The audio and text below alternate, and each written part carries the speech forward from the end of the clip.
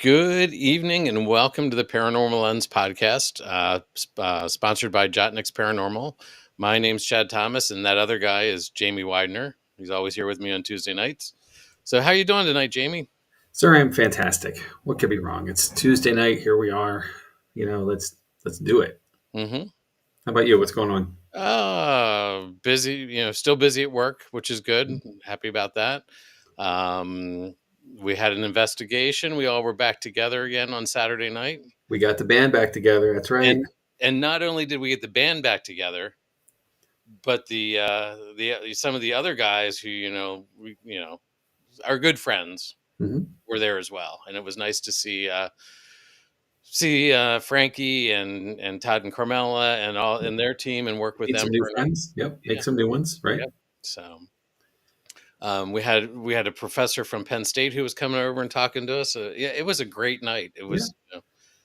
Well, it struck me afterwards, and you don't always have time to reflect in the moment, But as I was driving home, and even Sunday afternoon, I was at another event. There was a really good mix of people who have been there and done this, Mm-hmm. And then a lot of newbies who one fellow in particular didn't know he was doing this tonight and that night. You know what I mean? But everybody was engaged and involved and happening, and it's just that kind of moment, makes it all worthwhile. No matter what your day looked like, however tired you might be, there's just good energy in the room. And Frankie, there you are. Thank you. And phenomenal night is absolutely right. And that's the fun part of it, and it makes it all worthwhile, and the long wait too. Like, we have not been to our site in 3 months. I think it was, October was our last date, and then, December kind of got postponed, and then January didn't happen because of the beginning of the calendar. Right. February got canceled because of something, weather probably, I forget, but here we are. And Right. no, it's just February. What am I thinking? January got canceled, so it's just where am I? Yeah. What month is this?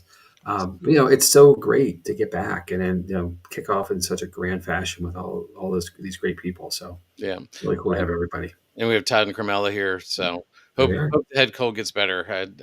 There's everybody's got one these days. That's for sure. So So and then we in another couple of weeks we're going to be there again, doing it one more time, and looking forward to that too. So one time at a time. Exactly. Oh, there's a great comment too from Todd and Carmela. Wow. Carmela says she wants to go be behind the bar again. For those who don't know, our home base, or we get to investigate regularly, is Booby's Brewery in Mountjoy, PA. And the original bar from the establishment is still there. And it was a gentleman's bar back in the late 1800s, early 1900s. Women were not permitted to be in the space. And Carmela took full advantage this weekend, getting behind the bar and being a bartender. So, did it? I'm sure it held some a little bit. I was going to say, I haven't had time to review everything, so maybe there's a good capture in there of that. But certainly. And she did great, by the way. So good. Glad to hear that. So could be a side hustle going forward. Who knows? Paranormal bartender. Like it. Cool. So, well, are you ready to jump into tonight's topic? Yeah. What is this topic? We're going to talk about Rendlesham Forest Incident. Okay. So this is well, let's start off here. I'd venture to say that the majority of our episodes take us back to the distant past, or at least before our lifetimes, right? Many, sure. Yeah. So this one is a little different. Tonight we're looking at the days following Christmas of 1980. Ooh. So just to refresh your memory on what was happening in December of 1980, Iran was holding 52 American hostages. Yep. John Lennon was killed on December 8th. Magnum PI premiered on December 11th. Ronald Reagan was preparing to become president of the United States. Both the USSR and Great Britain were conducting nuclear tests. The movie 9 to 5 was released, starring Dolly Parton, Jane Fonda, and Lily Tomlin. The Wonderful World of Disney, which we've talked about before, had its last performance on December 30th. Chad, I'm sorry to tell you this, but your audio's gotten a little shaky there. Oh, really? I'll Yeah, try to that's better. get a little closer here. Yeah. Um, Come closer to the so, microphone. Wonderful World of Disney had its last performance on December 30th, and the space shuttle STS-1 moved from the Vehicle Assembly Building to the Launch Complex 39A at Kennedy Space Center. Wow. Now, these were all pretty significant events, and you probably remember most, if not all of them, right? Yeah. Yeah. Okay. Sure. Of So, course. I was alive and yeah. well. So, Right. I mean, I know how old I was. You were a couple years older. So, yeah, Hey, I hey, said a couple of hey. years. So now, since we Ouch. can easily recall these things from December of 1980, I'm sure you also remember one of the most significant alleged UFO sightings of that time, right? No. You don't? All right. The Rendlesham Forest Incident took place between December 26th and December 28th. Now, I have to admit, I hadn't heard of it until I started researching paranormal topics. But apparently, this is one of the most famous alleged UFO events in the UK and one of the top UFO cases worldwide.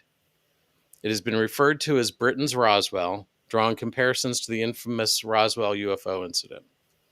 So, tonight we're going to examine the facts, theories, and ongoing debate surrounding the Rendlesham Forest incident. Yeah. All right, Rendlesham Forest is located in Suffolk, England, the same area we talked about when discussing the Green Children of Woolpit a couple weeks ago. Near this forest are two Air Force bases, RAF Woodbridge and RAF Bentwaters. RAF Woodbridge, located just south of the forest, is where most of the event was documented. This base was used by the United States Air Force from 1952 to 1993 during the Cold War. It was built originally in 1943 as one of three emergency landing group bases along Britain's eastern coast. RAF Woodbridge was a crucial site for damaged aircraft returning from missions over Germany. A portion of the runway was set aside for emergency landings that didn't require radio clearance. So if they couldn't communicate, there was still a safe place for them to land. The site was chosen for its nearly fog-free conditions and miles of unobstructed land, though that required clearing millions of trees from the Rendlesham Forest. The first aircraft to land there was an American B-17 returning from a mission on July of 1943. So, jumping ahead to December 26, 1980, just after midnight, radar screens and airmen detected an unidentified object vanishing into the forest. Eyewitnesses reported seeing strange lights descending into the trees. Initially believing it to be a crashed aircraft, a team was dispatched to investigate. Now, two of these team members were John Burroughs and Jim Penniston. These two soldiers located and came upon what they described as a luminous, metal, triangular shaped craft. The object was reported to be about 10 feet across, 8 feet high, resting on three legs. Penniston later claimed that when he touched the craft, it was warm to the touch and covered in a strange hieroglyphic like markings. Sometime after his initial debriefing, he reported receiving a telepathic binary code message upon contacting the object. Now, according to one account, the craft eventually retracted its landing gears and maneuvered through the trees. The men followed it on foot into a field where it suddenly shot up into the sky, casting bright lights down upon them. The men believed they lost consciousness and later found themselves back in the forest when they came to.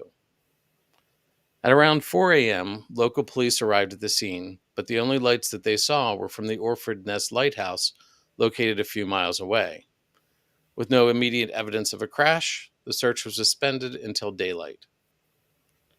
On the morning of December 26th, servicemen were sent into the forest, where they discovered three depressions in the ground forming a triangular pattern, as well as broken branches and burn marks on trees. Local police were again called at 10:30 a.m., but dismissed the impressions as likely caused by an animal. At this point, the investigation more or less stalled. There was no crash site, no bird debris, and no physical evidence of a vehicle. Then on the afternoon of December 27th, Lieutenant Colonel Charles Halt, the deputy base commander at RAF Bentwaters, decided to take a team of U.S. Air Force military policemen into Rendlesham Forest to conduct a more thorough investigation. Now, this effort continued until the early hours of December 28th. To properly document their findings, Halt's team carried a Geiger counter, a starlight scope, which we would call a night vision device, and a microtape recorder. What they allegedly saw that night has intrigued investigators ever since. The investigation officially continued until January 13th, 1981, when Lieutenant Colonel Halt filed a memorandum summarizing the events. This report, now known as the Halt Memo, was sent to the UK Ministry of Defense. Now, I'll post copies of it on the Paranormal Lens podcast Facebook page, which we'll get to later. But here's some. I'm going to read the document here. It was from the Department of the Air Force to the UK's Ministry of Defense. Subject: unexplained lights. Early in the morning of 27 December 80, approximately 0300 local time, two United States Air Force security police patrolmen saw unusual lights outside the back gate at RAF Woodbridge. Thinking an aircraft might have crashed or been forced down, they called for permission to go outside the gate to investigate. The on-duty flight chief responded and allowed 3 patrolmen to proceed on foot. The individuals reported seeing a strange glowing object in the forest. The object was described as being metallic in appearance and triangular in shape, approximately 2 to 3 meters across the base and approximately 2 meters high. It illuminated the entire forest with a white light. The object itself had a pulsing red light on the top and banks of blue lights underneath. The object was hovering or on legs. As the patrolman approached the object, it maneuvered through the trees and disappeared. So here's our first contradiction. At this time, the animals on a nearby farm went into a frenzy. The object was briefly sighted approximately an hour later near the back gate. The next day, 3 depressions, 1.5 inches deep and 7 inches in diameter, were found where the object had been sighted on the ground. The following night, 29 December 80, here's another discrepancy, the area was checked for radiation. Beta gamma readings of 0.01, and I'm not going to try to pronounce this word, were recorded with peak readings in the 3 depressions and near the center of the triangle formed by the depressions. A nearby tree had moderate 0.05 to 0.07 readings on the side of the tree towards the depressions. Later in the night, a red sunlight light was seen through the trees. It moved about and pulsed. At one point, it appeared to throw off glowing particles and then broke into 5 separate white objects and then disappeared. Immediately thereafter, 3 star-like objects were noticed in the sky, 2 objects to the north and 1 to the south, all of which were about 10 degrees off the horizon. The objects moved rapidly in sharp angular movements and displayed red, green, and blue lights. The objects to the north appeared to be elliptical through an 8 to 12 power lens.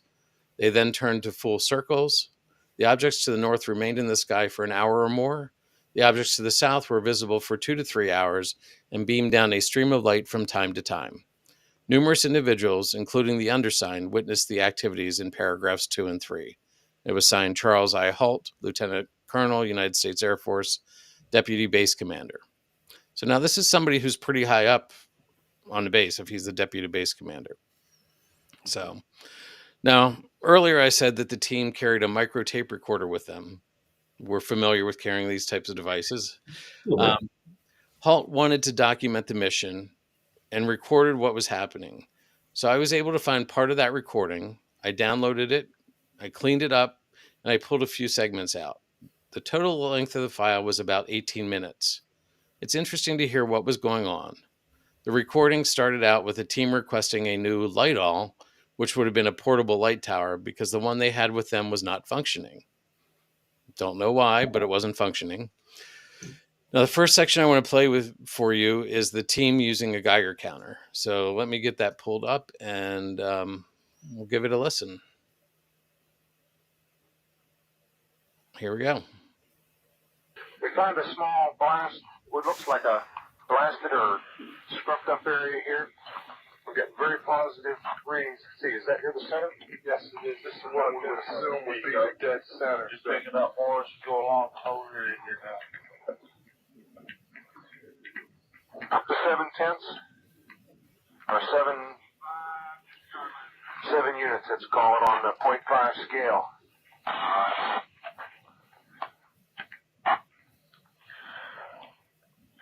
Okay, why don't we do this? Why don't we make a sweep? Here, I've got my gloves on now. Let's make a sweep out around the whole area, about 10 foot out, and make a perimeter run around it. Starting right back here at the corner. Back at the same first corner where we came in. Let's go right back here. Don't depend upon you counting the clicks. Right. Okay, let's tell you if it gets louder. Then I can put the light on it and sweep around it. It would fly.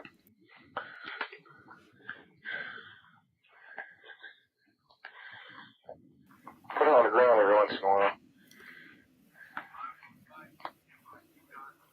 This looks like an abrasion on it. Okay, we'll pitch that on the way back. Let's go around. Once I get it there. I got the interest right over here. It looks like an abrasion pointing into the center. It is. It may be old, though. There's some scent marks or something on it. Let's go on back around.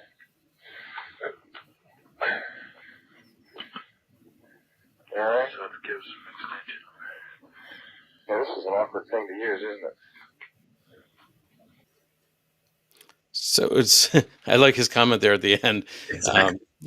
So, you sort of, it's sort of cool to hear this because you feel like you're there. Now, there was a lot of background noise, there were radio cutting in and out because they were, police or military frequencies and all that stuff. But it's just sort of interesting. You can tell that this guy was a take charge, sort of like, this is how we're going to run it. This is what, you're going to listen to.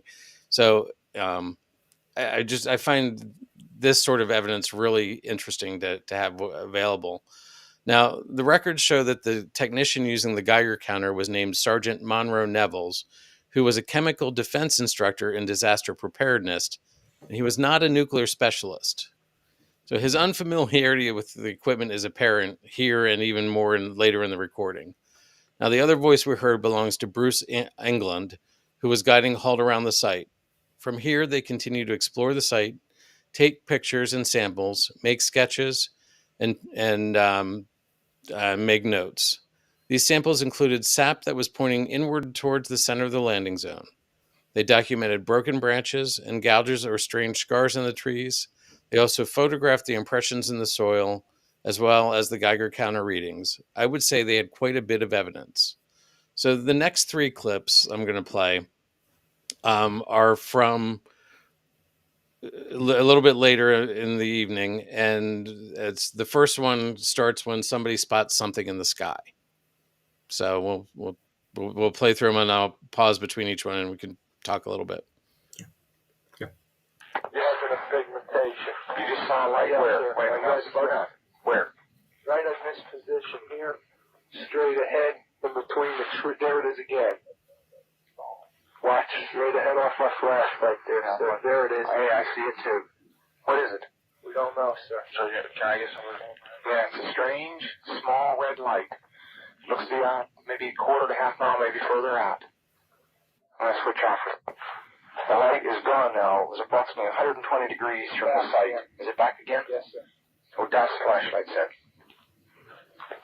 Let's move out to the edge of the clearing so we can get a better look at it. See if you can get the star scope on it. The light's still there, and all the barnyard animals have gotten quiet now. Yeah, we're heading about 110 to 120 degrees from the site out through to the clearing now. Still getting a reading on the meter. About 2 clicks. Maybe jump 3 to 4 clicks, getting stronger. So they, they've definitely spotted something. Don't know what it is, but they continue following it and watching it. We're going to jump to this next clip. There's no doubt about it. There's some type of strange flashing red light ahead. It's yellow. I saw a yellow tinge in it too. Weird. It appears to be maybe moving a little bit this way. It's brighter than it has been. Yellow. It's coming this way. It is definitely coming this way. Pieces of it are shooting off. There is no doubt about it. This is weird. To the left. Yeah, definitely moving left. Two lights. One light to the front, okay. One light to the left. Keep the flashlights off. There's something very, very strange. Get the headset on. See if it gets any stronger. Okay. Give us a rundown. Notation that this is on a beta reading, too. It's on a beta reading? Okay. Beta still has been removed. Okay. Pieces were falling off it again. It just moved to the right. Yeah. Blocked to the right. Strange. Strange, Jamie. Apparently it's strange. Yes, duly noted. That and weird. But it's just, again, you can tell There's that. no doubt about it. By Yeah. the way, Yeah. But you can tell he's into, like, there is something going on there here. is something going on. Yeah, absolutely. I mean, that's genuine, and it's kind of like I don't know. I won't say awestruck, but there's just like that moment when you realize that this is happening and you're in the moment of it. You're self aware. Mm-hmm. I think he gets that. That's really cool. So I've got one more clip, and then we'll continue with the story. So here's the last one. 244, we're at the far side of the second farmer's field, and made sighting again about 110 degrees. This looks like it's clear out to the coast. It's right on the horizon. Moves about a bit and flashes from time to time. Still steady or red in color. Also, after negative readings in the center of the field, we're picking up slight readings, 4 or 5 clicks now on the meter. 305, we see strange strobe-like flashes to the rather sporadic, but there's definitely something, some kind of phenomenon. 305, at about 10 degrees horizon directly north, we've got 2 strange objects, half-moon shape, dancing about with colored lights on them. But guess to be about 5 to 10 miles out, maybe less. The half-moons have now turned into full circles. There's there was an eclipse or something there for a minute or two. 0315, now we've got an object about 10 degrees directly south, 10 degrees off the horizon. And the ones to the north are moving, one's moving away from us. Moving out fast. Yeah, we're both heading north. Hey, here he comes from the south. He's coming toward us now. Now we're observing what appears to be a beam coming down to the ground. This is unreal. 330, 0330, and the objects are still in the sky, although the one to the south looks like it's losing a little bit of altitude. We're turning around and heading back toward the base. The object to the south is still beaming down lights to the ground. 0400 hours, one object still hovering over Woodbridge Base at about 5 to 10 degrees off the horizon, still moving erratic and similar lights and beaming down earlier. So I don't know, Jamie, what do you think of that evidence? Wow. Well, I mean, it's clear something's going on there, you know, and I think the movement of this item, this object, whatever it is, or these objects, or more than one. Eventually, there's more than one. You know, it seems to have kept, at least by his description, in the same height, the altitude, you know, at the 5 to 10 degrees off horizon. So that, you know, it's staying at the same level. It's just moving north and south. So you know, that's a couple things come to mind. One, the most important one, perhaps, is that it's at a grid pattern. It's searching, you know, and perhaps whatever this beam is that he spoke of is a searchlight or something. So maybe the initial craft, you know, was a crash or a failure of some kind, and it managed to, you know, get enough up to get away from the first wave of folks who found it, and then whatever its parent is looking for it. So I mean, I'm speculating a lot. Obviously, it wasn't there, but you know, descripting, you know, hearing this really helps paint the picture of what they experienced. You know, just in their words. Right. So it's really interesting. Yeah. Really, I mean, I think it's pretty compelling. Now, on top of that, there were multiple witnesses from both RAF bases as well as civilians. Okay. These witnesses. I mean, this is not an unpopulated area. Right. There's farms. There's like it's woods, but there's farms and things like that. It's obviously more populated now than it was then, but yeah, it's definitely populated then. So these witnesses came forward. They provided testimony. They corroborated each other's stories. So that the memo, the evidence collected from the scene, the tapes, all that. Do you think the British Ministry of Defense took up an investigation? No, of course not. Nope. Nope. They downplayed the entire incident. They rationalized what happened as a misidentification of bright stars, satellites, or the Orford Ness Lighthouse. Okay. Now, one source says that Halt's memo didn't call for or suggest that further action be taken, so no one did.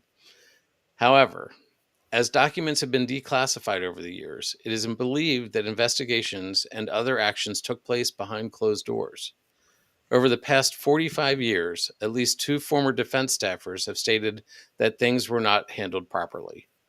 Lord Hill Norton, a former chief of the defense staff and member of the House of Lords, publicly criticized the military of defense's handling of the Rendlesham incident and called for a more thorough investigation into the possibility of extraterrestrial involvement.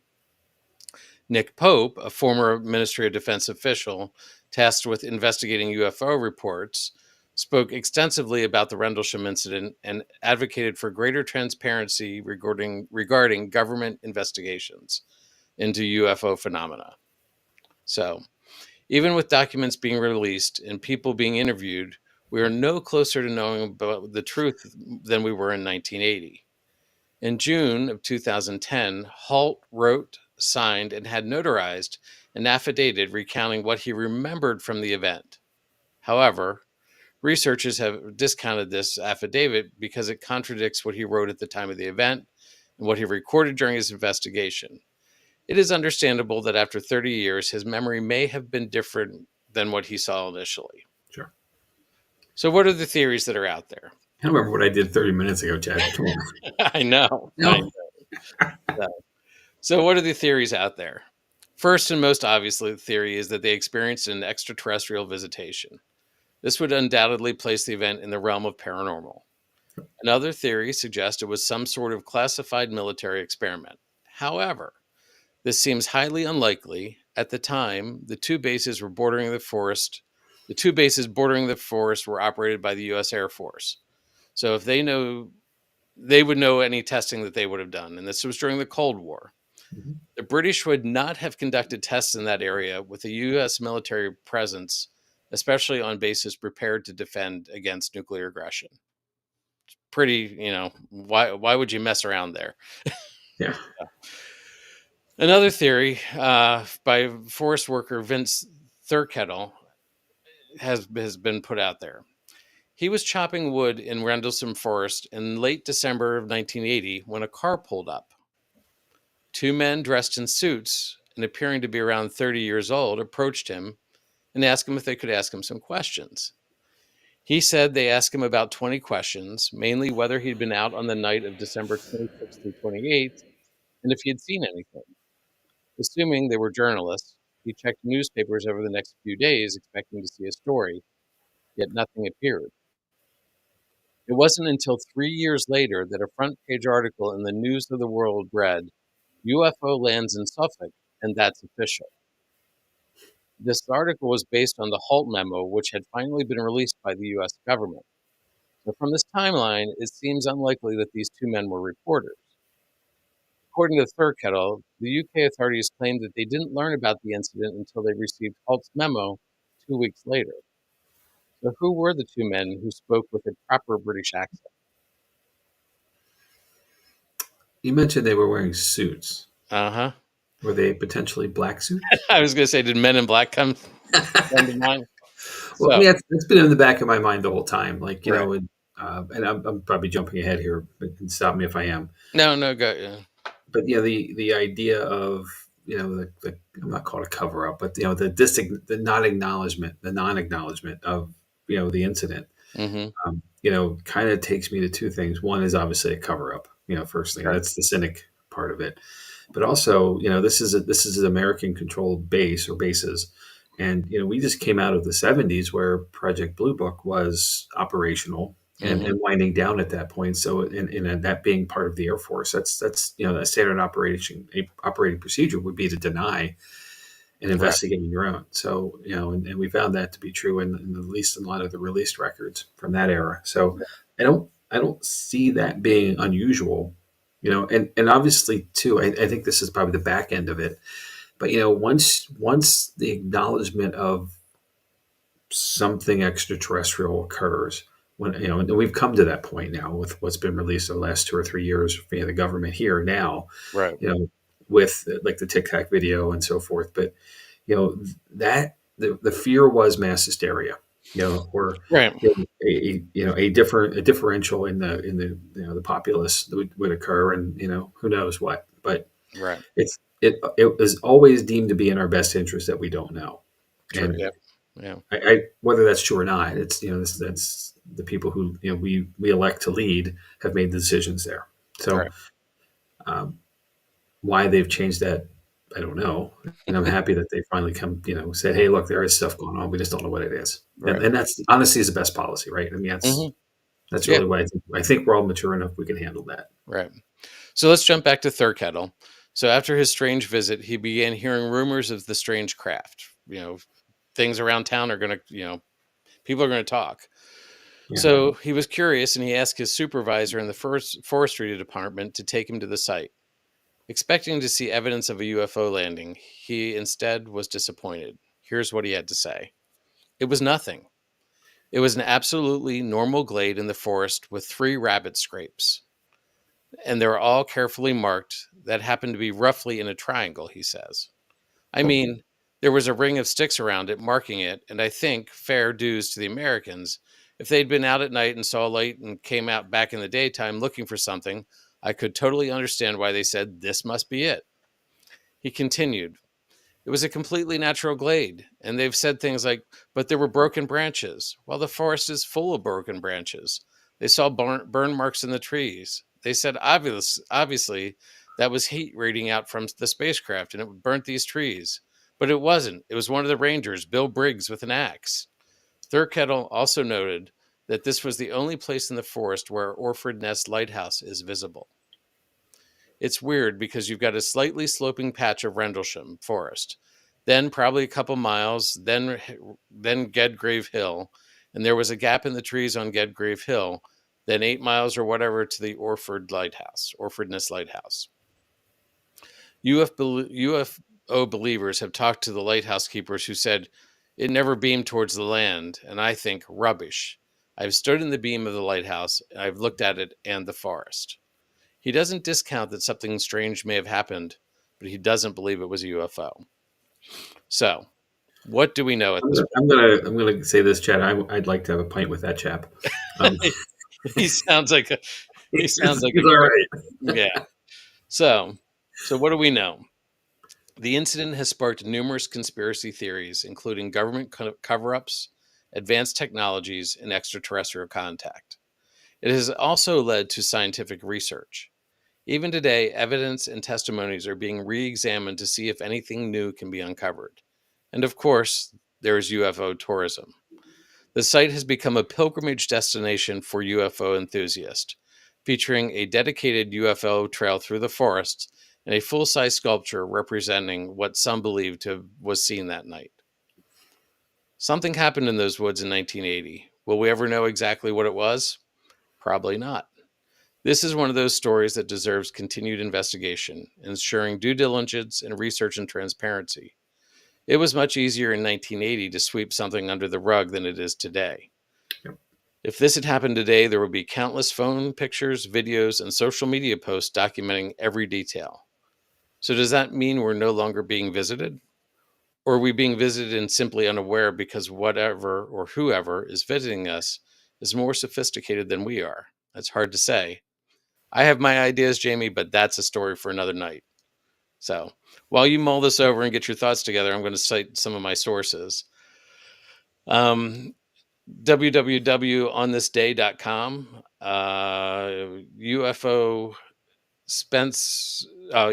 Pensacola Beach, Rendlesham Forest Incident, Dr. David Clark.blogspot.com, Vocal Media History, the Rendlesham Forest Incident, BBC.com News, the UFO Database, and one that's really great is the ianridpath.com. He's got a whole website dedicated to this. So definitely worth checking some of those out if you're interested. So that's my story. What do you think? Well, just to follow on the last part of that, with has anything happened? So, well, actually, it was a question here too. I'm sorry, let me pull this up from Heather. So Heather's asked, has anything ever been seen since the incident? And I, I have a thought, and it's kind of silly, maybe. I mean this to be lighthearted, but what we were doing in 1980 and even early 1981 is not what we're doing now. Right. We would go outside to look up. Now we're going outside to look down at a screen. We're just getting away from the people in the house Right. to do it. So, the world has changed. And if we're not seeing as many things, it's simply because we're not looking up as much as we used to. True. And that's a sad thing to come to. That's a sad, statement to make, because that's the world we are now in. But, Right. I will tell you this: I walk my dog every night, and this time of year it's certainly dark, and most, even in the summer it's later in the evening, it's getting toward twilight, and Mm-hmm. I walk around looking up more than I do down sometimes, to make sure where we're going. So, it's just that's me and my age, and I'm of Right. this generation where I was alive during this incident, so I'm older, as you pointed out earlier. Thank you again. But it's just we don't do this stuff anymore, Right. and I or at mean, least not in the masses that we used to before. right. And I do the same thing when I go, I take the dog for a walk. I do go and I look at the stars, and the Yeah. nights that it's clear, it is just like I want to disappear into it, Sure. And we don't have nice clear skies like I'm sure they do in this area. Sure. So, We've have things talked about been seen? that before too. Like, Right. here in the East Coast of the U.S., we're densely populated, so we Mhm. have a ton of night sky pollution with all of Mhm. our lights, and Correct. you really have to get to the Midwest and the Southwest and Northwest even, here to get to places where all of a sudden you realize how many stars there really are. We Yep. see a lot, but and I've lived in the Southwest, and I've told you this already here, on a previous episode. The sky is just radiant and Right. amazing, and you just can't see it when there's so many lights on. You're absolutely right. Being there then, there's just open space because of the Air Force bases alone and the Mhm. forestry and so forth. So I'm sure there was a much clearer sky, and that gives the opportunity to see this kind of stuff. Obviously Right. this is ground level to begin with, but the recordings, are clearly seeing something moving through the sky that you might have lost otherwise. Right. And I'm Um, wondering, I wonder I one thing too, and this wasn't noted per se. Maybe I missed it early on if you did, but we're talking about, at one point there was something on radar that it was low, and right. then this led the team to go back out to the wood, or go out to the woods in the first place. But the incident, as it's being reported, of seeing a 5 to 10 degree off horizon north south movement, is that on radar anywhere? Like, is there any validation from equipment I other than don't I eyesight? don't know that there is, and one of the references I saw questioned radar readings because the radar that was being used at these bases was looking for ICBMs coming over the horizon. Sure. So they weren't looking near the bases, they were looking further out. Okay. So it's hard to say. And to answer Heather's question about whether things are still being seen, there were things that were inferred that there may be activities still happening here, but nothing has been specifically said that this was cited then, or you know. So again, I don't have a good answer to that one, but there were definitely inferences to this area still as having things happen. Yeah. So And who knows? That this is the kind of the deal with rural spaces in the world. Like, that's where things could be happening because there aren't us there. right, And the Southwest and the West here in the U.S. the same story. Like, we come across cattle mutilations and things like that, like things that don't make sense that a predator would do. So right, it's believed that it has to be an alien, and it's in acres and acres and acres of ranch land there where there's nobody. right. So, it would be a plausible thing if you want to come and go and not be seen. That's where you go to. Hmm. And this part of the UK, at least at the time, fit the bill. It might still, for that matter. I'm not sure, but Right, it seems like we've all expanded. right, So it maybe not so much anymore. But if it was a place that people, well, I'll call them people, but something came to that place, then right. it's a known location. Why not come back to it, at least to start with? I can see that. So It's like what your favorite vacation spot, right? You keep going back to it. So Yeah, yeah. Well, I didn't see the word road trip, but this, we could hit two here, like within a couple hours of each other. So, it's true. It's um, true. Suffolk County is fairly big from what I'm gathering now, but we'll see. one thing that I found interesting is with Roswell that we discovered some sort of body. It's believed we discovered some sort of Here's the call for the road stargazing road trip from Bert. So thanks, Bert. Roswell we found a being of some sort, if I remember correctly. Yes. Well, that's the story, at least. Yes. Here there was not. We don't even have a ship that. Right. Well, there's actually allegedly, and we'll keep saying allegedly throughout all this, I guess, but allegedly there's a craft and a body found at Roswell. Right. But in this one, the guy did touch he physically touched whatever it was. So that's just, Ted, I'm going to ask you this, buddy. Mm-hmm. If you came out into the woods, in the middle of the night, you came across a flying saucer, for lack of a better way of calling it, would you touch it? Probably. I'm that guy. I would too. I mean, we know if David was there, he would touch it. If not, climb in. I was going to say he would try to climb in. But yeah, I think I would, because I just would want validation that it's actually there and not an hallucination. There's two kinds of people in the world, right? There's the oh yeah, and there's the oh no. Yeah, Frankie. Frankie's vote is counted. Touch it with exclamation points and capitals. So, absolutely. So yeah, I would say yes. So and Bert too. Bert as well. Yep, I would too. So all right, Jamie. So we know you would touch it, but what do you think? Did this paranormal? I just realized something. And I guess you alluded to this last week, that this was not a normal paranormal thing for us. That's kind of been the focus of the show all along. Right. What we're up to. And if I'm not mistaken, this is our first episode on UFOs or UFO encounters. Right. So, and I've kind of shied away just because I don't know that it would be a paranormal or not episode.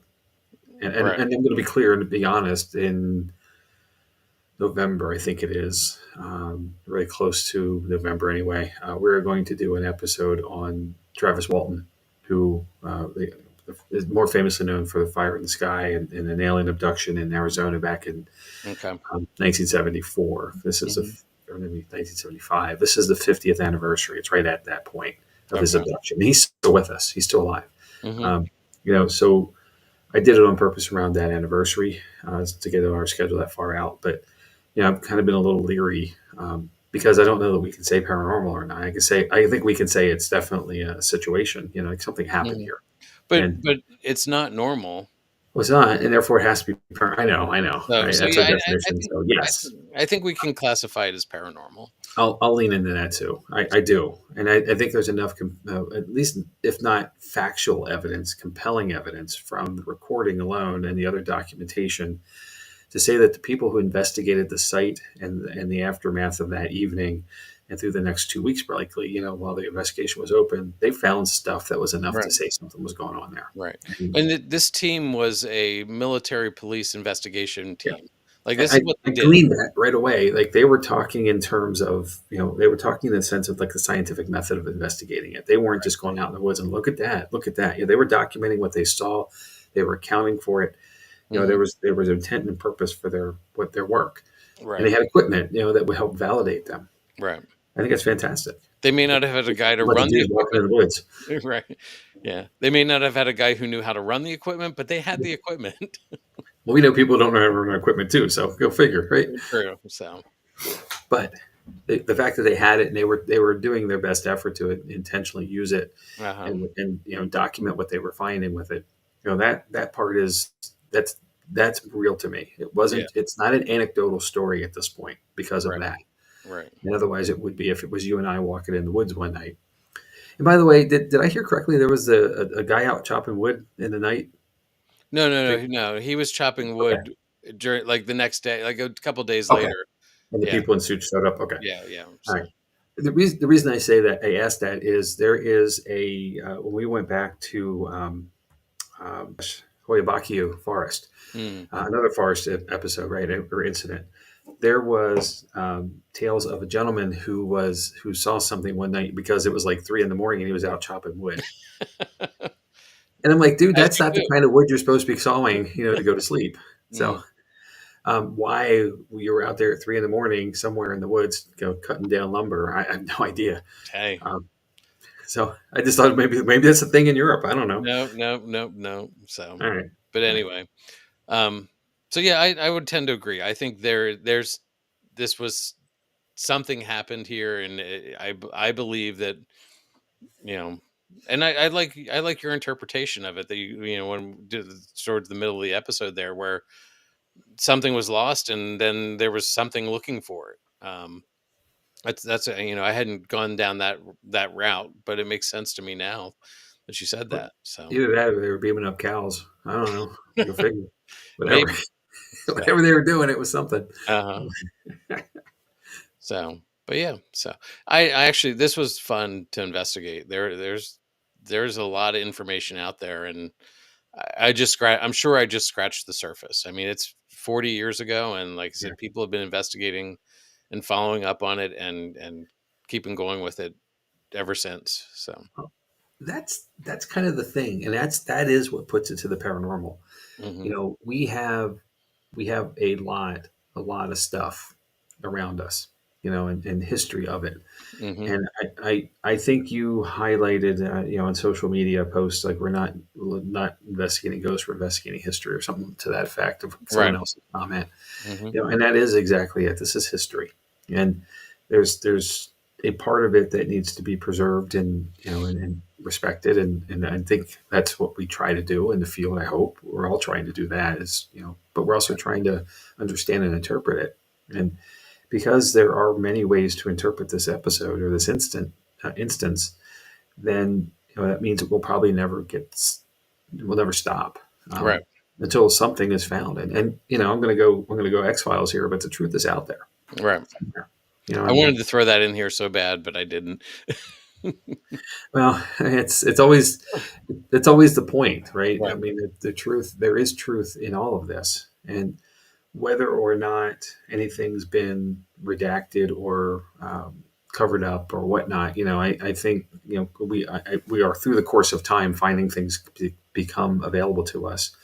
And it's just a matter of digging deep enough, Right. and I know you mentioned 30 years, of a remembrance. The story changed, and that is true, because now hmm it's a memory of a memory of a memory all Right. this time ago. But going back to the original documentation, I mean that was in the moment. That's the realest it can get, and that's Right. really where I think we need to look. And I don't trust my memory of 30. Something happened 30 years ago. I can tell you that. Like, Right. 30 minutes ago is a different story too. But so I don't think stuff like this ever should go away. Right. All right.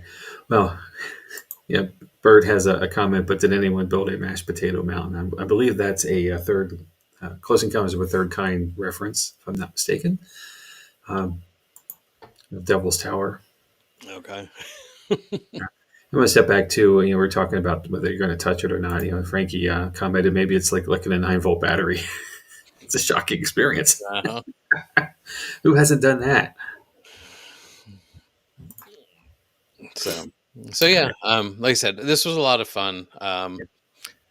Probably could have gone 2 hours with the information that's out there easily, but I didn't want to do that to everybody because there's a lot going on. So Well, it's not to say that we couldn't come back at some point should more information or something change to the right. dynamic of this situation.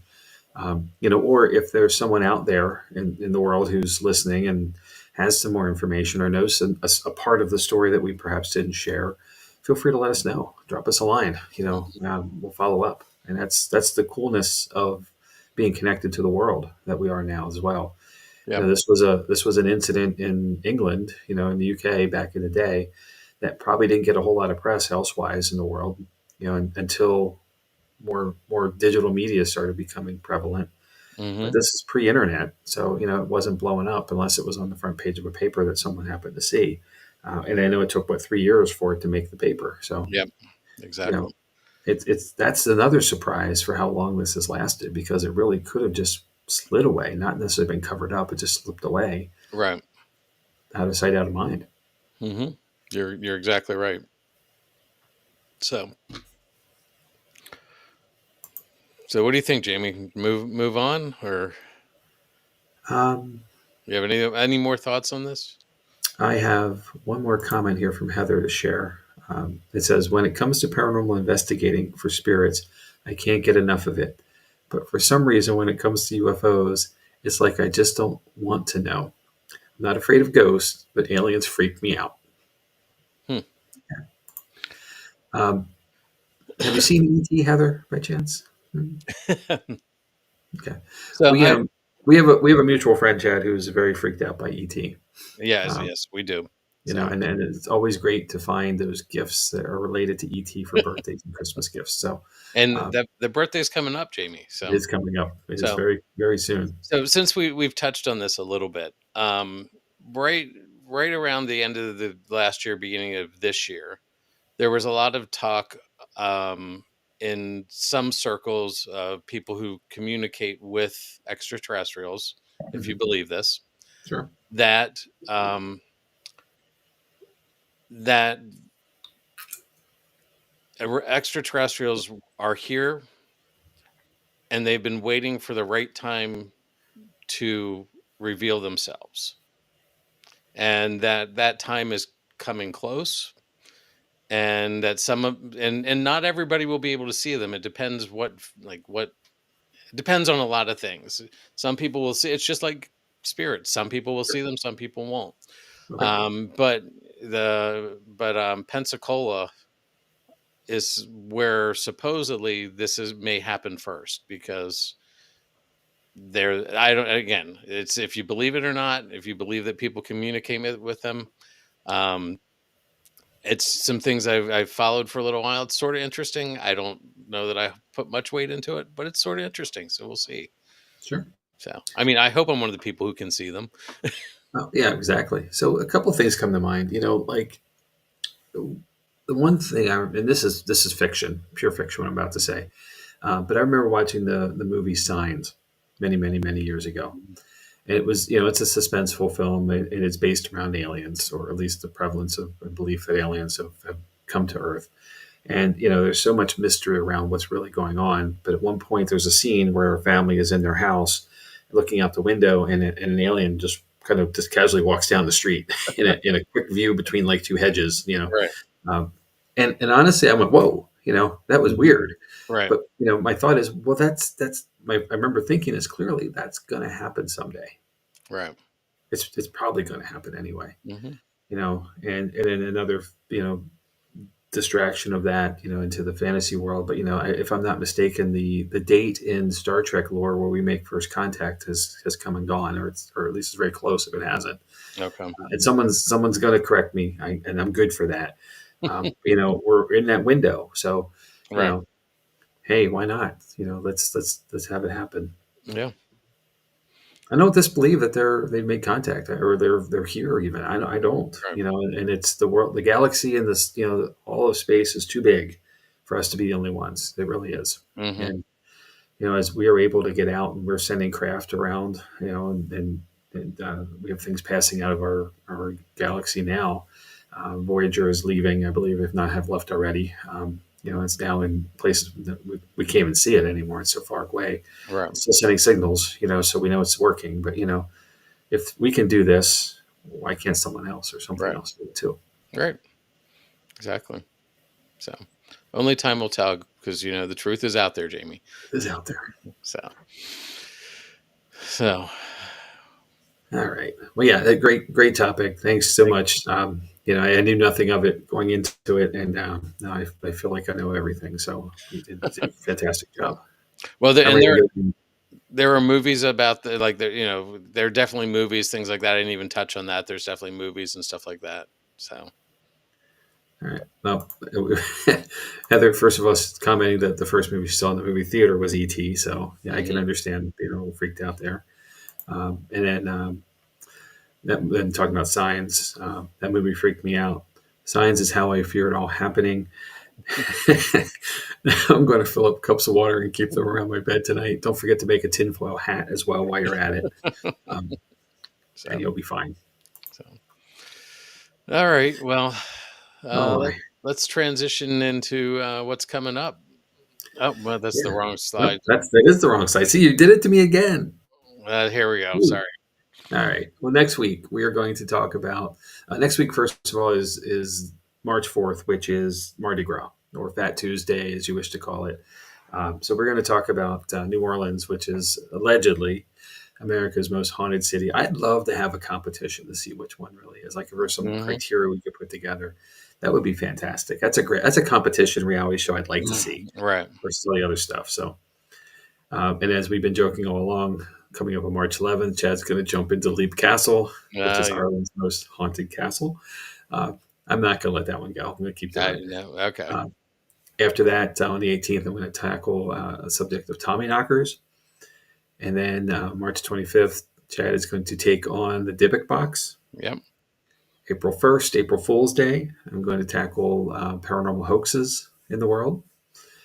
And this one's the first one to make it onto our schedule for you guys to see. But on April 8th, we were going to take the Trans-Allegheny Lunatic Asylum history in advance of our visit there on April 10th. So we're going to hit the road. We're going to finish the podcast, pack up, and get ready to go. And then come back. And I think the following week on the 14th or whatever it is, 15th, we'll do a quick review of what we encountered there. So. Yeah. Would you say that's a road trip, Jamie? It is a road trip, sir. It is. And it's a road trip with some of my favorite people. So I'm really looking forward to this one. Yeah. It is so closely contested at this point. So, yes, we're getting there. Mm-hmm. All right. So I talked earlier about us having a home base at Booby's Brewery in Mountjoy, Pennsylvania, here in the U.S. There are options to do paranormal investigations with us, our team at Jott-Nyx Paranormal. Our next event is going to be on March 22nd. That's a public event. I mentioned April 10th. We're heading out to Tala, Trans-Allegheny Lunatic Asylum. Then we're back for regular shows on April 26th. And on May 17th, we have a special event. We're going to do a Para-Unity event with a team of Land and Legend Paranormal, friends of ours, and just good people. Get out there and we'll get to share. Stacy is a medium, very well known, very well respected in the field, and we're looking forward to working with her. I know her by reputation, but not by encounter. But if anything is true, even half of what I hear is true, it's going to be a great night. I've met her a couple of times. She's a wonderful woman to talk to, and So I haven't met her husband, but I'm or I haven't talked to her husband. I'm looking forward to that, which we're going to get to do here before we see her. Yes, because we'll have some time here as well, right? We'll get to do a little investigation conversation. So it's going to be great. Tickets are available for these events and other ones in the future. There's a full year's worth of events on the boobiesbrewery.com/entertainment page, and that takes you right over to their Saver Stub site. So you can get those tickets in advance. Right. Do not wait. They go quickly. Heather's hoping that we'll see ghosts at Tala, but no aliens. But we can't make any promises. No promises there. But you're maybe both. Yeah, you never know. That's not wrong. Right? We'll take that. All right. And then here's another tab for the Para-Unity event coming up with Stacy and Gary from Land and Legend. Again, that's coming up on May 17th. Get your tickets now. All right. And then you can, if you don't want to do a personal, my gosh, you think I can read a public investigation.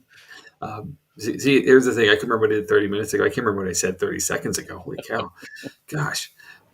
So if you don't want to do a public investigation, you can book private investigations for yourself or your team if you're part of one at the brewery instead. And it's a very easy process. Just reach out to Melissa Keller, our team founder, at mkeller, that's MKELLER 0606 @gmail.com. And she will give you available dates and rates and all the fun stuff. And, there is an opportunity we talk about all the time to stay literally right inside the building. The third floor of the brewery building is a hotel. And there is also a Airbnb right across the street, all owned by the brewery. And Chad, why would you do that? Because Mountjoy is more fun when you sleep over. Yes, it is. Very good. I saw you look at your note there on that one, by the way. I cheated, but that's, I don't blame you. It's okay. You got it. You nailed it. Uh-huh. All right. And then, of course, you found us here on Facebook tonight in this live podcast or on our YouTube channel. But other information for us, we for Jott-Nyx is finding us on Facebook. We have a TikTok. It's Jott-Nyx .paranorma, no L, and Instagram at Jott-Nyx / _paranormal, and YouTube at Jott-Nyx paranormal as well. And some new things. There is now a Facebook page just for Paranormal Lens. Mm-hmm. And of course, we have an email that you can reach out to us for commentary about episodes or anything you might want to see us cover. Right. We self-produce. If it's not obvious by now, we self-produce. So with that, we can move things around on our schedule that we shared earlier. If there's a topic you'd like us to cover, a little bit of time to do some research on it and get the facts about it. But we can bump stuff any way we need to move it up or down, whatnot. So happy to. You might even be a guest if it's your topic. So happy to bring you on.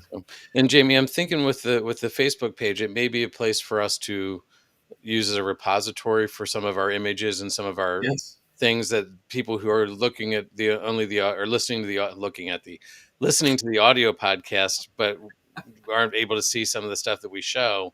It may be a good place to put that stuff. Absolutely. That is exactly a great point for it, and no better use. That and social media. So another way to connect, of course, too. Okay. If you didn't catch us here live, you can catch us on Spotify, Audible, Apple Podcasts, and probably a few others, all the cool things out there in the world.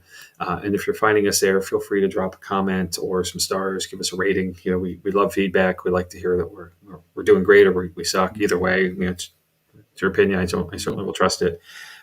We like to think we've earned some stars and love that, but whatever you feel. And you can also give us stars and reviews. There's a place to leave reviews on the Facebook page. On the Facebook. So happy to have them anywhere you can get them. Yeah, just reach out. And we just want to use it to make ourselves better because we want to give you what you're looking for. And if we're not doing that, let us know so we can connect and make it what you want it to be. So absolutely. We're here. We're all friends here. Mm-hmm. All right, sir. I think I covered it. I did anyway. I think that's it. All right. So again, great topic. Great work through this. Thanks for, and the audio was fantastic. Thanks for cleaning it up as well. I'm sure a recorder from 1980 is not the quality we would expect to get from one today. It was definitely interesting because there were places where you could tell he had used the recorder for something else. Because there was a point where the audio from this dropped out, and his daughter was playing piano in the back, like it just hadn't recorded there. It was great. So this is the era of recording over VHS tapes too. Yep, exactly. Right? So you had something you thought you recorded your episode of Magnum PI perhaps back then. Uh-huh. And then you found out that something else was recorded over it, or at least part of it, and you're like, dang it. So Yep, and different speeds. You had you recorded your first one in the 2-hour mode, and then your next one was in 6-hour mode. Man, those were the days. Uh-huh. How we ever made it through. So, well, I was thinking too that this might have been a tape recorder as well. So that's one of the things from the era as well that strikes me like, oh gosh, because we still use those 10 or 15 years ago, even before true digital. So oh my. Times have changed, all for the better. So, and here we are doing this, right? Yeah, exactly. So, well, that's all I got, Jamie. So I think, as always, thank you everybody for hanging out with us for an hour. We appreciate it. It really means a lot to us that you spend the time with us, and we look forward to this every week. I know I do. So, absolutely, we appreciate everybody, and thanks again. We'll see you next week for conversation around New Orleans, America's most haunted city. All right. Sounds good. Good night, everybody. Good night.